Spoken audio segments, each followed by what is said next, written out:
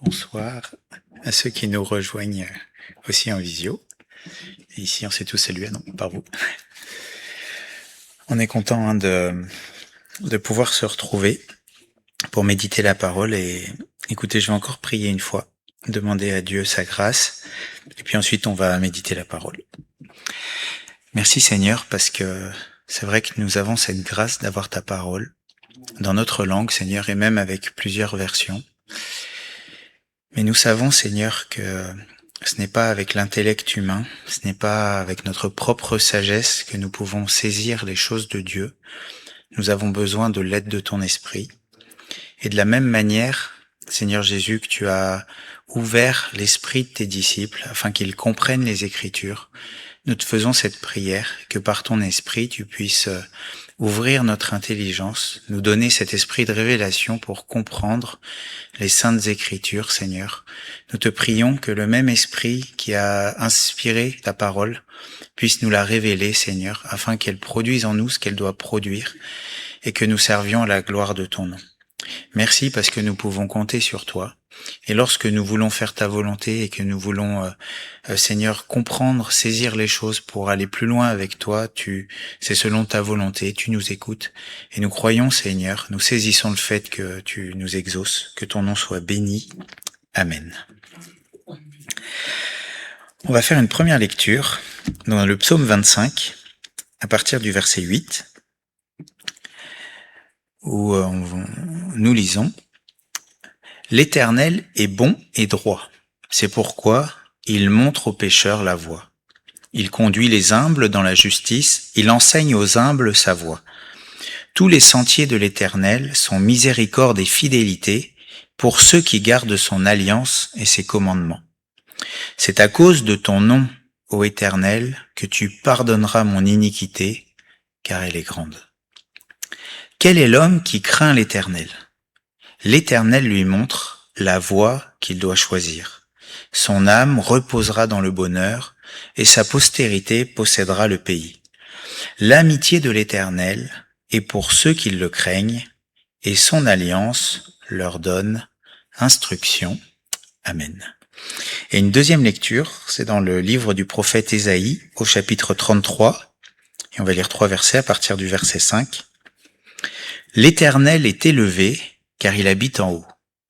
Il remplit Sion de droiture et de justice. Tes jours seront en sûreté. La sagesse et l'intelligence sont une source du salut.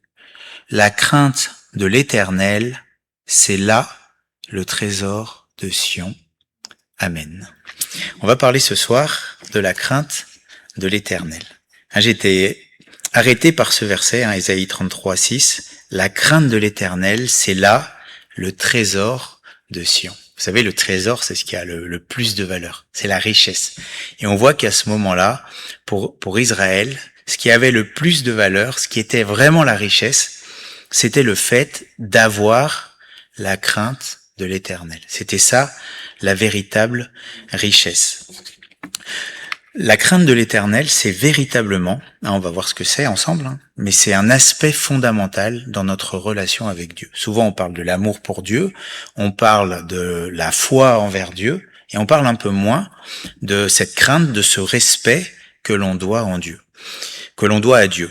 Pourtant, c'est quelque chose de fondamental dans notre relation avec lui.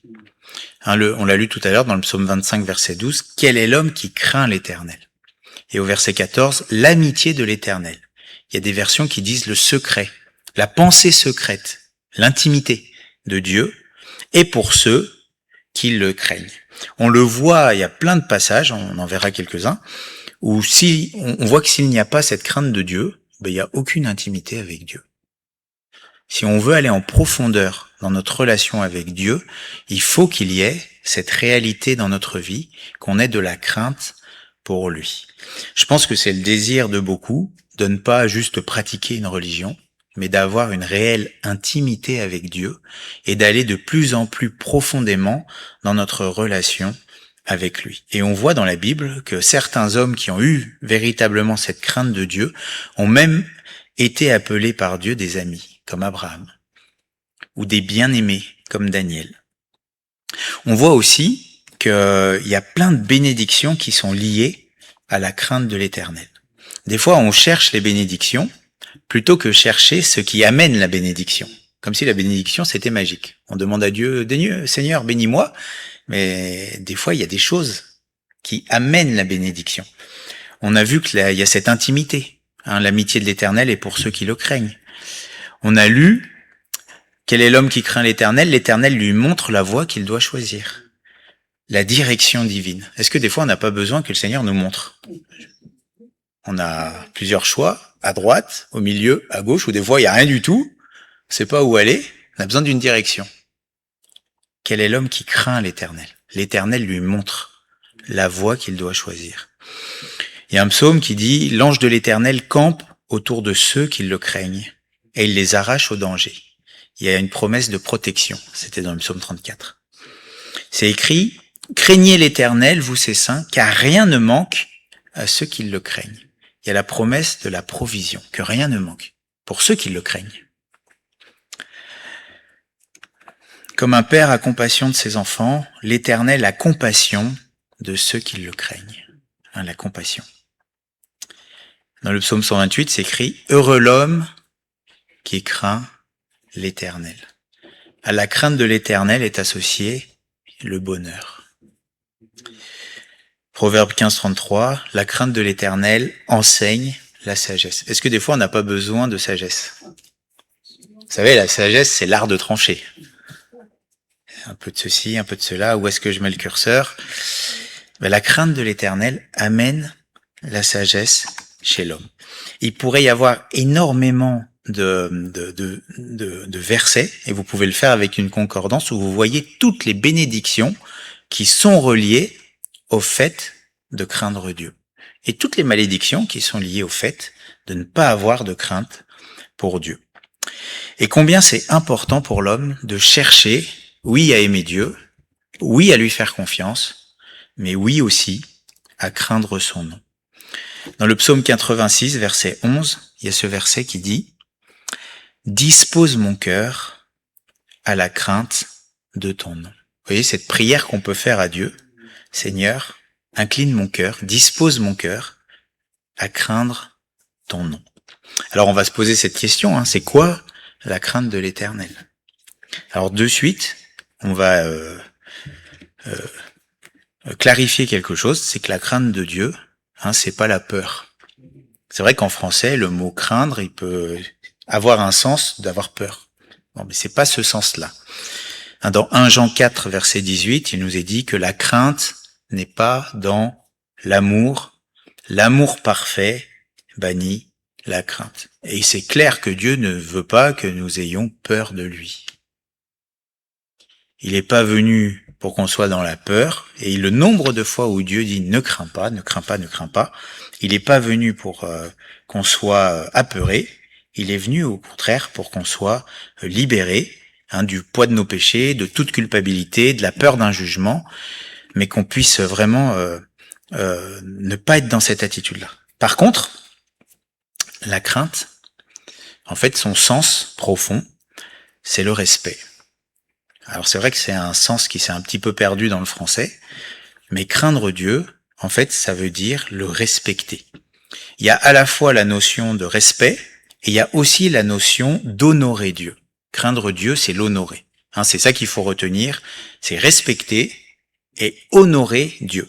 Il y a certaines versions, je vous le lis, par exemple dans la version Semeur, quand c'est écrit la crainte de l'Éternel, c'est le trésor de Sion, c'est traduit honorer l'Éternel, tel est tout ton trésor. Vous voyez, le fait de craindre Dieu, c'est aussi traduit de l'honorer. Honorer l'Éternel, tel est ton trésor. Et dans le psaume 25, 14, quand c'est écrit l'amitié de l'Éternel est pour ceux qui le craignent, c'est traduit dans la version Semeur, l'Éternel confie ses desseins à ceux qui le révèrent. C'est ceux qui ont une forme de révérence envers Dieu. Donc craindre Dieu, c'est le respecter, c'est un profond respect pour qui il est, et c'est avoir de la révérence devant lui, c'est-à-dire marquer l'honneur qu'il a pour nous. Vous savez, il y a une certaine époque où il y avait ce qu'on faisait la révérence. Quoique aujourd'hui, en Angleterre, Quand il y avait maintenant c'est le roi qui passe, ils font la révérence. Ça, c'est quoi? C'est un petit signe visible pour montrer le respect. Pour montrer, c'est une manière d'honorer la personne. C'est l'honorer. Et aujourd'hui, cette notion de respect et d'honneur, elle s'est perdue. Dans les églises, et j'ai envie de dire encore plus dans la société. Bon, je sais pas si vous avez remarqué, le respect, c'est une vertu, une valeur qui se perd. Le respect vis-à-vis du prochain, le respect vis-à-vis de l'autorité, ça s'est tellement perdu qu'au final, aujourd'hui, quand on parle de respect vis-à-vis de Dieu, d'honneur vis-à-vis de Dieu, ça devient quasiment abstrait, puisque comme les gens savent plus ce que ça veut dire le respect les uns vis-à-vis des autres, ils savent encore moins ce que ça veut dire le respect vis-à-vis de Dieu. Et souvent, c'est vrai que quand on parle de crainte de l'Éternel, de respect vis-à-vis de Dieu, il y en a beaucoup qui ne comprennent pas en fait ce que ça veut dire, parce que la notion de respect a été perdue. Et aujourd'hui, même pour le monde, c'est limite mal d'être respectueux vis-à-vis de l'autorité. C'est mal de montrer son respect. Et c'est sûr que cette prédication, pour les chrétiens mondains ou charnels, elle va être assez pénible, je vous annonce de suite. Mais pour ceux qui veulent la crainte de Dieu, je crois qu'elle trouvera écho. Je l'ai vraiment eu à cœur. Dans le livre de Malachie, c'est au chapitre 1er au verset 6, Dieu pose des questions. Et il va dire ceci.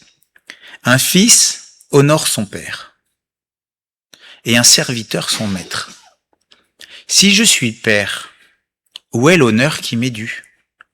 Si je suis maître, où est la crainte qu'on a de moi? Dit l'Éternel des armées, à vous sacrificateurs qui méprisez mon nom et qui dites, en quoi avons-nous méprisé ton nom? Ici, on voit cette notion de crainte, d'honneur.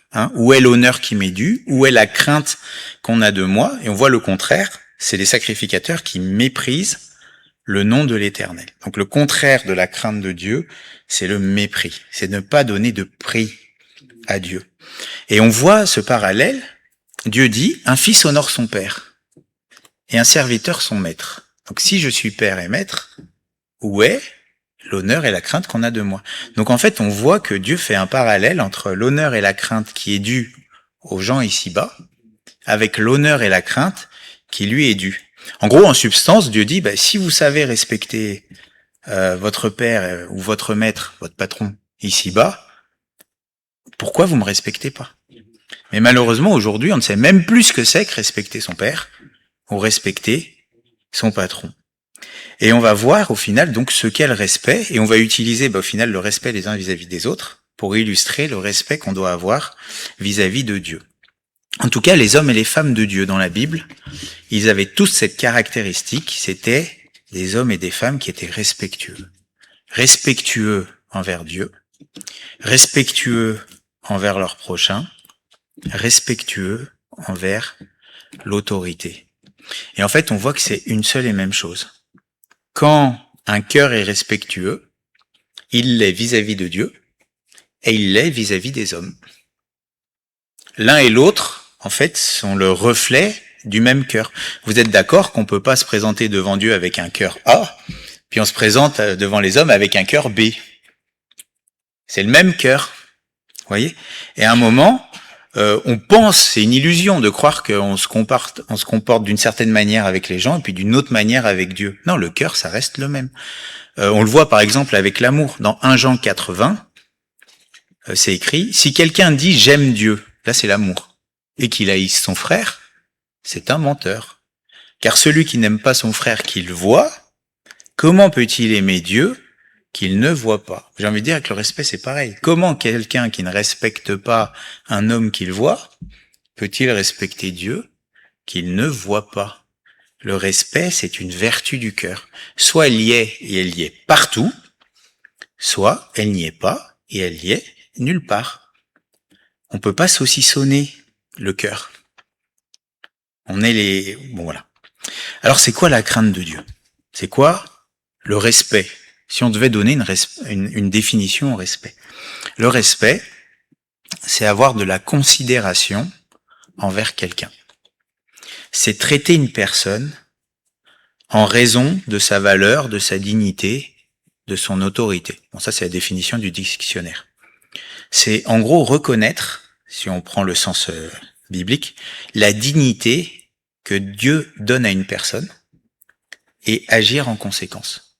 Hein, la Bible, elle parle d'honneur.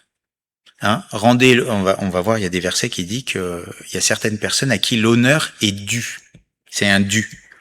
Dieu veut que certaines personnes soient honorées. Ça veut dire quoi? Ça veut dire que notre respect soit concret pour ces personnes. Si on regarde dans l'hébreu, le fait d'honorer quelqu'un, il y a une notion de poids, de lourdeur. Honorer quelqu'un, en gros, c'est lui donner du poids. C'est lui donner de la valeur. Et dans le grec, c'est à peu près la même pensée, hein, c'est donner du prix, de l'estime à quelqu'un. Le contraire, c'est mépriser, c'est pas donner de prix. Honorer, c'est donner du prix, donner de la valeur. Et quand on respecte quelqu'un, quand on parle d'honorer une personne, bien sûr, c'est pas, on n'adore pas un autre homme, mais on lui donne du poids. On le respecte. On honore la personne.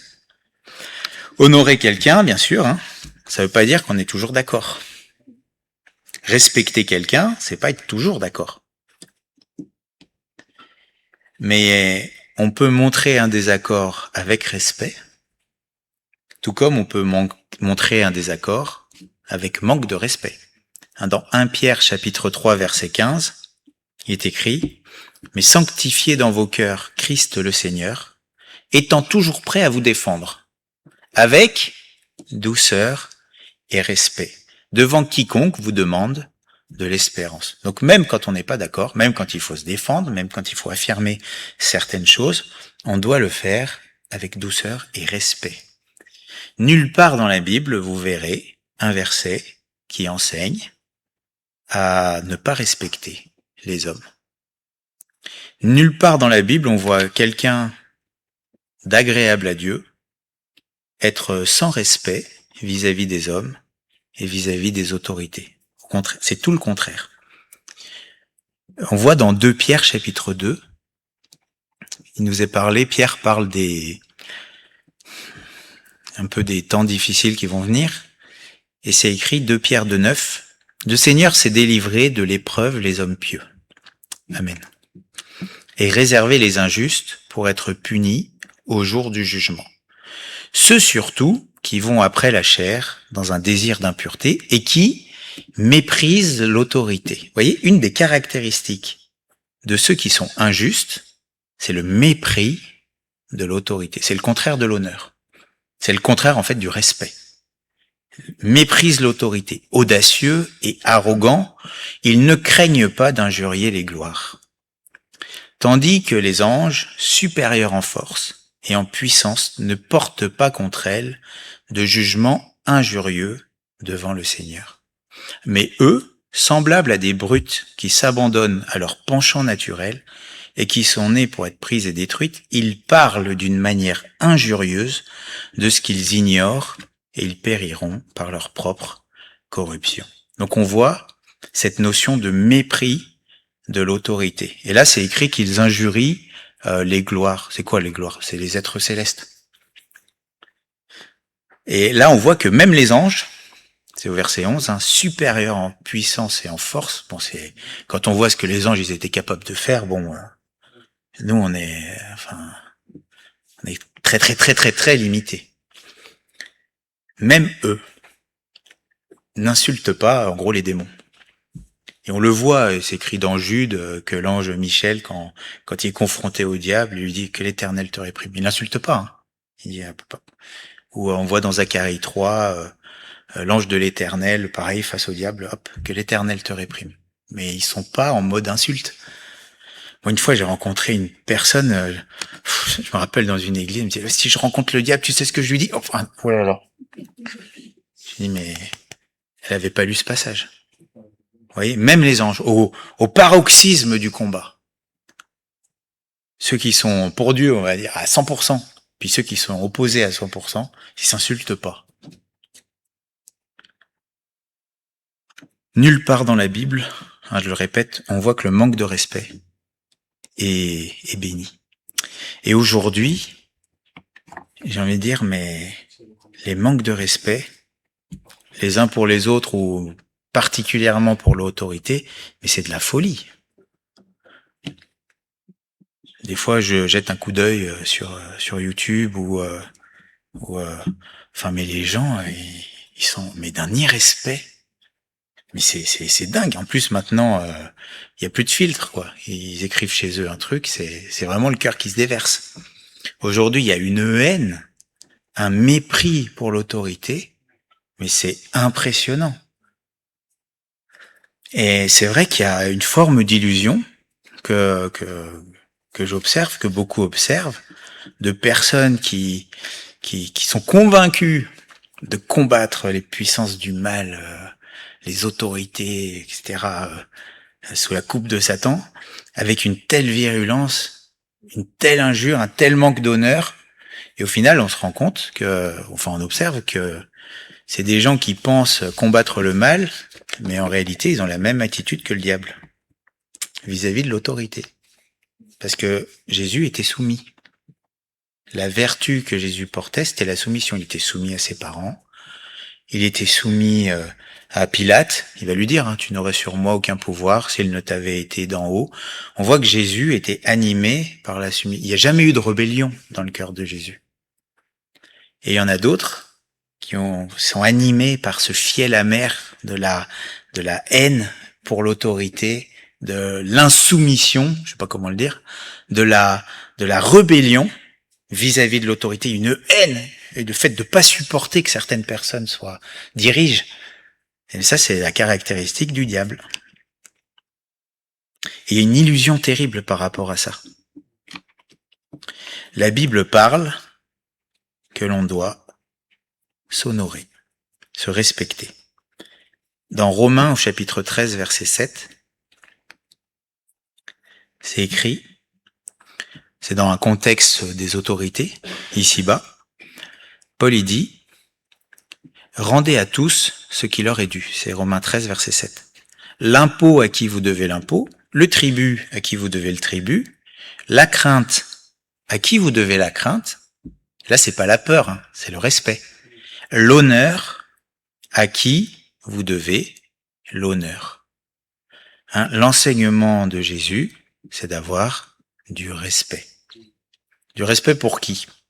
Si on va dans 1 Pierre, chapitre 2, verset 13, il nous est dit, « Soyez soumis à cause du Seigneur, à toute autorité établie parmi les hommes, soit au roi comme souverain. » C'est celui qui gouverne le pays. Soit au gouverneur, comme envoyé par lui pour punir les malfaiteurs et pour approuver les gens de bien. Car c'est la volonté de Dieu qu'en pratiquant le bien, vous réduisiez au silence les hommes ignorants et insensés, étant libres, sans faire de la liberté un voile qui couvre la méchanceté, mais agissant comme des serviteurs de Dieu. Regardez verset 17. Honorer tout le monde. Et là, la notion d'honneur, c'est le respect. En gros, respecter tout le monde. Aimer les frères, craignez Dieu, honorer le roi. Vous voyez, donc ce passage, il nous parle du respect. Honorer tout le monde. Craignez Dieu, honorer le roi. On doit respecter tout le monde. C'est une règle. Alors c'est qui tout le monde? À qui le Seigneur nous demande de rendre les honneurs? Parce que vous êtes d'accord que si déjà on n'y arrive pas entre nous, ça va être compliqué avec Dieu. La Bible dit, on va prendre plusieurs passages qui parlent de respect. Alors réapprendre ce que c'est. Qu'on doit se respecter en famille. La Bible parle du respect qui est dû aux parents. Éphésiens 6, verset 2. Honore ton père et ta mère. Honorer, c'est quoi? C'est respecter et donner du poids. C'est le premier commandement avec une promesse afin que tu sois heureux et que tu vives longtemps sur la terre. Bon, aujourd'hui, le respect des parents, j'ai pas besoin de faire Mais pour un enfant de Dieu, l'enseignement de Christ, c'est d'honorer. J'ai pris d'autres versets, Proverbe 23, 22. Écoute ton père, lui qui t'a engendré, et ne méprise pas ta mère quand elle est devenue vieille. Oui, ne méprise pas. Deutéronome 27, verset 16. Maudit soit celui qui méprise son père et sa mère. Vous voyez? Aujourd'hui, il y a comme dans le monde, on voit cette malédiction. J'ai noté ce verset, j'ai trouvé beau, c'est 1 Roi 2, 19. Bon, David est mort et Bathsheba va auprès de Salomon, son fils, pour lui demander quelque chose. Regardez ce qui est écrit. 1 Roi 2, 19. Bathsheba se rendit auprès du roi Salomon. Bon, c'est le roi Salomon. C'est-à-dire le big boss, le chef de tout Israël. Bathsheba se rendit auprès du roi Salomon pour lui parler en faveur d'Adonijah. Le roi se leva pour aller à sa rencontre. Il se prosterna devant elle. Et il s'assit sur son trône. On plaça un siège pour la mère du roi et elle s'assit à sa droite. Vous voyez, il va se prosterner. Alors bien sûr, il adore pas sa mère, mais il va marquer le respect. On le voit ça plusieurs fois dans la Bible, à un moment où quand Abraham, les Amoréens vont lui donner une grotte pour qu'il puisse enterrer sa femme, il va se prosterner devant eux. C'est-à-dire il va marquer le respect. En fait, c'est comme une révérence, si vous voulez. Il y a une marque de respect. Vous voyez? Le respect pour les parents. Et là, il y a vraiment beaucoup de textes pour cela. On voit le respect que les femmes doivent à leur mari et vice-versa. Éphésiens 5, verset 33. Du reste, que chacun de vous aime sa femme, comme lui-même, et que la femme respecte son mari. 1 Pierre 3, verset 5. C'est écrit. Ainsi se paraient autrefois les saintes femmes qui espéraient en Dieu, soumises à leur mari, comme Sarah, qui obéissait à Abraham et qui l'appelait son Seigneur. J'espère que Ruth écoute bien. Non, ça veut dire quoi, l'appelait son Seigneur? C'était la marque de respect de l'époque. Sarah marquait le respect vis-à-vis d'Abraham. Vous voyez, souvent, même Abraham, quand il parle, il dit mon Seigneur, plusieurs fois. Quand ils s'adressent les uns aux autres, il s'appelle Seigneur. En fait, en gros, c'était le respect. C'était la marque de politesse de l'époque. C'est pas parce que une femme appelle son mari mon Seigneur qu'elle le respecte. Mais en tout cas, elle le respectait. Sarah, qui est présentée comme un modèle, qui est présentée comme une sainte femme, marquait le respect pour son mari. Et c'est d'elle que vous êtes devenues les filles en faisant ce qui est bien, sans vous laisser troubler par aucune crainte, aucune peur. Verset 7. Marie, montrez à votre tour de la sagesse dans vos rapports avec vos femmes comme un sexe plus faible. Bon, je rentre pas dans le détail de ce que ça veut dire. Mais là, c'est écrit honorez-les. Bon, honorez. C'est-à-dire respectez-les. Oui, parce qu'il y a certains hommes, certains chrétiens qui utilisent certains passages pour écraser un peu des machos, quoi. Je sais pas comment le dire autrement. Alors que la Bible enseigne aux maris de respecter, d'honorer leur femme. Vous voyez, il doit y avoir un honneur, un respect réciproque. L'intimité n'annule pas le respect. Bien au contraire. Il en faut pour que l'intimité grandisse. Honorez-les. Bon. Du respect. Ensuite, on voit que la Bible dit qu'on doit le respect à ceux qui sont plus âgés que nous. Alors ça, c'est une vertu, mais alors perdu de chez perdu. Lévitique 19, verset 32. Tu te lèveras devant les cheveux blancs et tu honoreras la personne du vieillard, tu craindras ton Dieu, je suis l'Éternel. Là, ici, le fait quand on était assis et qu'une personne âgée venait, se lever, c'était pour marquer le respect. Moi, il y a longtemps en arrière, quand j'étais, je crois au collège, il y avait une professeure de français qui avait essayé de faire ça. Que toute la classe se lève quand elle rentrait dans la... Bon, ça n'a pas marché longtemps. Mais il y avait une époque où c'était une manière de marquer le respect. On voit dans le livre de Job que quand Job arrivait, hop, tout le monde se taisait, les jeunes ils se levaient, il y avait une marque de respect. Vous voyez, c'était une manifestation concrète de respect. En gros, tu manifestes le respect aux vieillards, aux personnes qui sont âgées. Tu leur donnes du poids, de l'importance. Aujourd'hui, il y a une prophétie dans Ésaïe chapitre 3, verset 5, où il est parlé justement de ce qui se passe quand il n'y a pas la crainte de Dieu. Ésaïe 3, verset 5, c'est écrit, il y aura réciprocité d'oppression parmi le peuple. L'un opprimera l'autre, chacun son prochain. Le jeune homme attaquera le vieillard. Et l'homme de rien, celui qui est honoré. Aujourd'hui, il y a plus de considération. Quelqu'un qui me racontait récemment, vous voyez, juste pour illustrer aujourd'hui, qui était je crois qu'il était allé visiter une personne dans un EHPAD, puis il y avait 2 infirmières. Il y avait une infirmière âgée qui avait sûrement beaucoup d'expérience, et puis il y avait une jeune infirmière, sûrement récemment embauchée. Et puis la jeune, elle était sur son téléphone pendant la pause. Elle était omnibulée par son téléphone. Et puis la personne âgée, elle vient lui dit, tu sais, normalement, t'as pas le droit d'avoir ton téléphone, même en pause, il faut faire attention aux résidents, etc. Bon, on lui explique les choses correctement. Et la jeune qui lui dit, non mais alors déjà, c'est ma pause, puis t'es pas mon chef, puis tu devrais être bien contente que je sois là. Déjà, vous voyez, pas de respect pour les anciens, pour ceux qui ont l'expérience, au final, c'est de l'orgueil. Parce que même l'âge, l'expérience, les années n'ont pas de valeur. On supporte pas que même ceux-là, qui aient du bon sens, que ceux qui ont plus d'expérience, ils expliquent quand même certaines choses. Même ça, c'est annulé. Vous voyez, cette attitude irrespectueuse.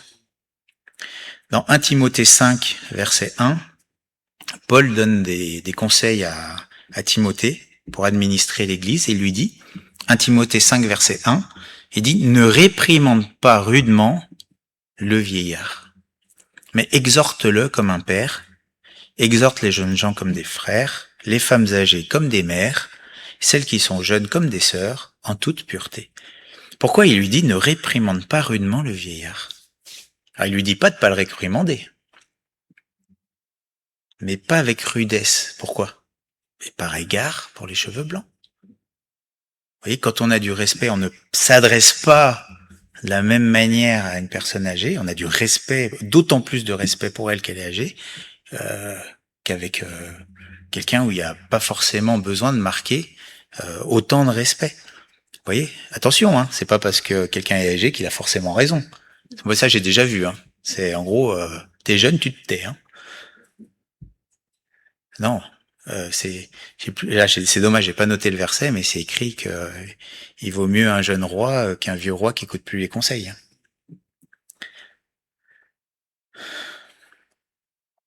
On voit ce respect. On voit que la Bible demande à ce qu'on ait du respect pour ceux qui travaillent pour Dieu. 1 Timothée 5, verset 17, c'est écrit que les anciens qui dirigent bien soient jugés dignes d'un double honneur, surtout ceux qui travaillent à la prédication et à l'enseignement. Et dans Hébreux 13, verset 17, c'est écrit « Obéissez à vos conducteurs et ayez pour eux de la déférence, car ils veillent sur vos âmes, comme devant en rendre compte. Qu'il en soit ainsi, afin qu'ils le fassent avec joie, et non en gémissant, ce qui vous ne serait d'aucun avantage. » Alors c'est pas du tout ciblé pour ici. Au contraire, on est respecté. Mais j'ai vu déjà des pasteurs qui étaient bien, qui étaient exposés à un tel manque de respect que les pauvres, en plus de peiner pour le bien de l'Église, ils étaient méprisés par l'Église. Mais au-delà des prédicateurs, 1 Corinthiens 16, verset 15, c'est écrit « Encore une recommandation que je vous adresse, frères. Vous savez que la famille de Stéphanas est les prémices de l'Achaïe et qu'elle s'est dévouée au service des saints. Donc il y avait une famille qui s'était dévouée au service des saints. C'est-à-dire ils s'étaient mis au service des frères et sœurs. Ayez vous aussi de la déférence pour de tels hommes, et pour tous ceux qui travaillent à la même œuvre. Donc en gros, il nous est dit d'avoir du respect pour tous ceux qui travaillent, tous ceux qui se mettent au service de l'Église, pas que les prédicateurs. Vous voyez ? Il y a Jean-Philippe qui est à la régie, avec d'autres, hein, souvent. Vous voyez ? Avoir du respect pour ceux qui travaillent. L'école du dimanche, ceux qui préparent la Sainte Seine, ceux qui font le ménage, ceux qui font la publication, ceux qui prient pour les uns, pour les autres. Normalement, l'Église, il y a une sorte de respect réciproque pour ceux qui servent, puisque l'Église, on se sert les uns les autres. Ça, c'est important. On voit aussi qu'il nous est demandé de respecter les patrons. Bon, je vais pas m'attarder. 1 Timothée 6, verset 1er. Que ceux qui sont sous le joug de la servitude regardent leur maître comme digne de tout honneur. Et il y a même une emphase, digne de tout honneur, afin que le nom de Dieu et la doctrine ne soient pas blasphémés. Honorer les patrons. Alors ça aujourd'hui, et pourtant, l'honneur leur est dû, le respect. C'est l'enseignement de la parole. Et attention, le point qui fait mal, on doit respecter les autorités. 1 Romains 13, verset 1er, que toute personne soit soumise aux autorités supérieures, au pluriel. Car il n'y a point d'autorité qui ne vienne de Dieu, et les autorités qui existent ont été instituées de Dieu. Vous savez, Dieu est souverain. S'il veut pas que quelqu'un règne, il règne pas. Verset 7. Rendez à tous ce qui leur est dû. L'impôt à qui vous devez l'impôt, le tribut à qui vous devez le tribut, la crainte à qui vous devez la crainte, et l'honneur à qui vous devez l'honneur. Et là, il parle des autorités instituées. Donc en gros, c'est tous ceux dont il parle, les gouverneurs, le roi. Tout à l'heure, on a lu dans Pierre, honorer le roi. Ecclésiaste 10, verset 20, c'est écrit, ne maudis pas le roi, même dans ta pensée. Vous voyez, c'est que ça va plus loin que juste ce qu'on dit. Ça va dans le cœur. Ne maudis pas le riche dans la chambre où tu couches, car l'oiseau du ciel emporterait ta voix, l'animal ailé publierait tes paroles.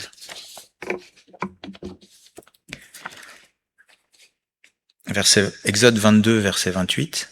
Tu ne maudiras point Dieu, et tu ne maudiras point le prince de ton peuple. Vous voyez ? Alors il y a un passage où on voit, c'est dans Acte 23, où on voit Paul. Et on va voir justement, Paul, c'était quelqu'un qui avait du respect, pour qui le respect était dû. Regardez, Acte 23, verset 1er. Paul, les regards fixés sur le Sanhédrin. Alors, il avait les regards fixés sur le Sanhédrin, mais on sait de par les épîtres de Paul qu'il avait un problème aux yeux. Donc, il voyait le Sanhédrin, mais il le voyait pas très clairement. Il va dire, homme frère, c'est en toute bonne conscience que je me suis conduit jusqu'à ce jour devant Dieu. Le souverain sacrificateur, Ananias, donc le souverain sacrificateur, c'était le responsable du Sanhédrin, et c'est lui qui était considéré comme un chef parmi le peuple. Bon, le souverain sacrificateur Ananias ordonna à ceux qui étaient près de lui de le frapper sur la bouche. Donc, il se prend un soufflet, Paul, alors qu'il n'a rien dit de mal. Alors Paul lui dit, Dieu te frappera, muraille blanchie. Tu es assis pour me juger selon la loi, et tu violes la loi en ordonnant qu'on me frappe. Donc, Paul, il répond. Ceux qui étaient près de lui dirent, tu insultes le souverain sacrificateur de Dieu. Paul, il savait pas que c'était le souverain sacrificateur qui avait dit ça. Et qu'est-ce qu'il fait, verset 5? Et Paul dit, de suite, il se calme. Il dit, je ne savais pas, frère, que ce fût le souverain sacrificateur, car il est écrit, tu ne parleras pas mal du chef de ton peuple. Vous voyez? S'il avait su que c'était le souverain sacrificateur, il se serait tu. Mais il ne le savait pas. Vous voyez? Donc Paul était respectueux. Vous voyez? Dieu n'utilise pas des irrespectueux. Alors vous allez me dire, bon, il est où le rapport avec la crainte de Dieu? C'est que, en fonction de comment on se comporte vis-à-vis des aînés, des autorités, des responsables dans l'église, vis-à-vis de la famille, vis-à-vis des autorités dans le pays, etc., on a à peu près un portrait de notre crainte de Dieu. J'ai envie de dire, si nous devons respecter les frères et sœurs, les uns, les autres, les autorités humaines, si on doit avoir un profond respect et marquer l'honneur à tous ceux à qui l'honneur est dû, à combien plus forte raison devrions avoir un profond respect pour Dieu et marquer l'honneur, et plus que le montrer, c'est surtout avoir cette vertu dans le cœur d'un profond respect avec Dieu. Des fois, on a l'impression que les gens confondent intimité avec Dieu et familiarité. La familiarité, c'est quoi? C'est quand on veut être proche de quelqu'un, mais qu'il n'y a plus cette notion d'honneur qui est due. Dans la Bible, on voit, j'ai noté dans Jean 13, on voit c'est l'intimité et le respect qui se côtoient. C'est Jean 13, verset 23. Bon, Jésus va dire qu'un de ses disciples va le trahir. Et c'est écrit Jean 13, 23. Un des disciples, celui que Jésus aimait. Bon, on sait que c'est Jean. C'est le disciple Jean, l'apôtre Jean. Celui que Jésus aimait était couché sur le sein de Jésus. Donc on voit qu'il y avait de l'affection. Donc, et Simon-Pierre lui fit signe de demander qui était celui dont Jésus parlait. Bon, Pierre, il était curieux. Donc, il sait que quelqu'un va trahir, donc il fait signe à Jean qui est contre Jésus. C'est qui? Et ce disciple, s'étant penché sur la poitrine de Jésus, lui dit, « Seigneur, qui est-ce? Seigneur. » Il va pas se tourner vers Jésus, « C'est qui? Seigneur. » Vous voyez, il marque l'honneur. Qui est-ce? Vous voyez, l'intimité n'est pas de la familiarité. Il y a certaines personnes, quand ils parlent à Jésus, on voit très bien, ça se voit qu'il n'y a pas le poids qui est dû à Dieu. Il n'y a pas l'honneur qui lui est dû. On ne parle pas à Dieu comme on parle à n'importe qui. À combien plus forte raison que c'est Dieu qui a l'honneur suprême. La crainte est due à Dieu. Jérémie 10, versets 6 et 7. « Nul n'est semblable à toi, ô Éternel. Tu es grand, et ton nom est grand par ta puissance. Qui ne te craindrait, roi des nations? C'est à toi que la crainte est due. » On pourrait dire c'est la crainte avec un C majuscule. C'est à toi que le respect suprême, l'honneur suprême est dû. Car parmi tous les sages des nations et dans tout leur royaume, nul n'est semblable à toi. Dieu, à cause de qui il est, le Dieu créateur de toutes choses, le crainte, le respect lui est dû. S'il n'y a pas cela, il peut pas y avoir d'intimité. Souvent quand je fais, là récemment j'avais fait une petite préparation au mariage pour deux jeunes qui vont se marier. Et je leur disais, vous savez, il y a 3 choses qu'il faut vérifier dans une relation pour que ça marche bien. Il faut de l'amour, il faut de la confiance, parce qu'une relation sans confiance, ça marche pas. Et il faut du respect, parce qu'une relation sans respect, ça marche pas non plus. Mais c'est pareil avec Dieu. Vous aimeriez être ami avec quelqu'un qui vous respecte pas? Mais on n'a rien à faire. Vous attendez, il vous donne rendez-vous, vous attendez. Ça lui fait rien, il arrive en retard, il vous parle mal. Quand il vous parle mal, il en a rien à faire. Mais c'est pas possible de nouer une intimité avec quelqu'un comme ça. Ou alors on a un petit souci. Je crois que le respect fait partie d'un des fondements d'une relation profonde. Ben avec Dieu, c'est pareil. On le comprend vis-à-vis de nous, on le comprend avec Dieu. Dans Luc 23, verset 39, on voit c'est le moment sur la croix et Jésus, il se fait insulter dans tous les sens.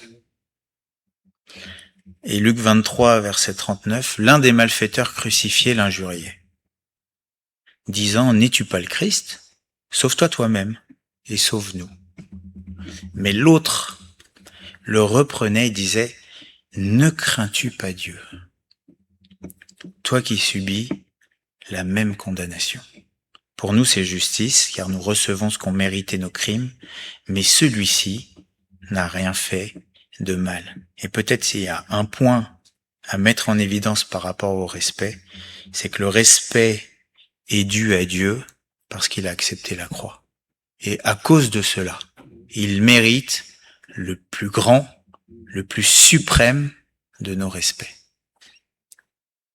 Il a accepté la croix. Ne crains-tu pas Dieu, toi qui subis la même condamnation? Et au final, on va terminer avec ce passage dans l'Apocalypse. Là, on voit Jean, il a une révélation de ce qui se passe dans le ciel. Apocalypse 5, verset 11. Il dit, je regardais, et j'entendis la voix de beaucoup d'anges autour du trône, et des êtres vivants, et des vieillards, et leur nombre était des myriades de myriades et des milliers de milliers. Ça fait beaucoup de monde, hein. Les anges, les hommes, enfin, tout le monde est réuni. Et il disait d'une voix forte, l'agneau qui a été immolé est digne, le poids, la dignité, de recevoir la puissance, la richesse, la sagesse, la force, l'honneur. Il est digne de recevoir l'honneur, la gloire et la louange. Et toutes les créatures qui sont dans le ciel, sur la terre, sous la terre, sur la mer et tout ce qui s'y trouve, je les entendis qui disaient à celui qui est assis sur le trône et à l'agneau soit la louange, l'honneur, la gloire et la force au siècle des siècles. Et les quatre êtres vivants, ces chérubins, disaient Amen, et les vieillards se prosternèrent et adorèrent. L'agneau, Jésus, Dieu, est digne. Il mérite le plus profond respect qu'on puisse y avoir. La plus grande marque de respect qu'on puisse avoir, elle lui est due. Il est digne d'être honoré, d'être craint dans nos paroles, dans nos prières, dans nos cantiques, dans nos comportements les uns vis-à-vis des autres. Il doit être honoré parce qu'il a accepté la croix. Et si j'ai pas ça, cette réalité-là, cette vertu dans mon cœur, alors ma relation avec Dieu sera bien superficielle. Parce qu'au final, j'ai pas vraiment compris qui il est et la crainte qui lui est due. Amen. Merci Seigneur parce que c'est vrai que la crainte t'est due. Et merci parce que c'est vrai que ta parole est équilibrée. Nous pouvons à la fois avoir une intimité profonde avec toi, tout en demeurant et en étant respectueux vis-à-vis de toi. Et nous voulons, Seigneur, que dans nos cœurs, que dans nos pensées, que dans nos sentiments, que dans tout ce que nous sommes, il y ait ce profond respect qui t'est dû. Et comme le psalmiste, nous te demandons, dispose notre cœur à la crainte de ton nom. Et que nous puissions aller grandissant dans cette réalité, que nous ayons de plus en plus la crainte de ton nom. Et nous te prions aussi pour que dans nos rapports, les uns avec les autres, nous mettions en pratique ta parole. Nous ne voulons pas prendre dans ta parole ce qui nous est agréable et délaisser ce qui ne nous plaît pas. Nous voulons observer tout ce que tu nous as prescrit. Tu nous prescris d'honorer les autorités, tu nous prescris d'honorer ceux de nos familles, tu nous prescris d'honorer dans l'Église ceux qui servent, tu nous prescris, Seigneur, de rendre l'honneur à qui lui est dû, et c'est aussi ce que nous voulons faire. Te prions que tu puisses nous aider à progresser à la fois dans le respect pour toi et dans le respect les uns pour les autres, pour que tout cela serve à la gloire de ton nom. Amen.